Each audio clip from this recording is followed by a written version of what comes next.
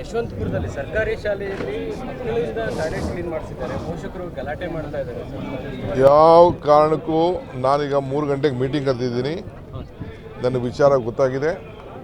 3 ಗಂಟೆಗೆ meeting ಕರೆದಿದ್ದೀನಿ. Actual report ತರಿಸ್ಕೊಳ್ತಾ ಇದ್ದೀನಿ. ಯಾರನ್ನೂ ಸ್ಪೇರ್ ಮಾಡೋದಿಲ್ಲ. ಮೊನ್ನೆನೋ ಯಾವುದೋ ಒಂದು ಇದರಲ್ಲಿ ಈ ಥರ ಆಯಿತು ಅಂತೇಳಿ ನಾವು ಕಾನೂನು ಕ್ರಮ ಕೈಗೊಂಡಿದ್ದೀವಿ. ಮಕ್ಕಳನ್ನ ನಾವು ಯಾವ ರೀತಿ ಬಳಸ್ಕೊಳ್ಬೇಕು, ಮಕ್ಕಳಿಗೆ ಶಕ್ತಿ ಕೊಡಬೇಕು ಮಾಡಬೇಕು. ಅವರಿಗೆಲ್ಲ ನಾವು ಶಾಲೆಗಳಿಗೆ ಕಮಿಟಿ ಇದೆ.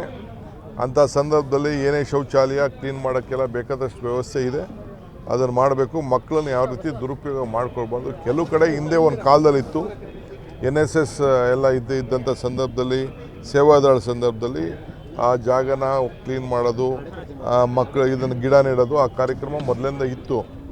ಈಗ ಶೌಚಾಲಯಗಳನ್ನ ಯಾರು ಕ್ಲೀನ್ ಮಾಡಿಸುವಂಥ ಯಾರಿಗೂ ಕೂಡ ನಾವು ಅವಕಾಶ ಕೊಟ್ಟಿಲ್ಲ, ಕೊಡೋದು ಇಲ್ಲ, ಮುಂದಕ್ಕೂ ಕೊಡೋದಿಲ್ಲ. ಅದು ಕೆಟ್ಟ ಎಚ್ಚರವನ್ನು ಕೊಡ್ತೇವೆ. ಏನು ಕ್ರಮವನ್ನು ಕೈಗೊಳ್ಳಬೇಕು ನಾವು ಮಾಡ್ತೇವೆ.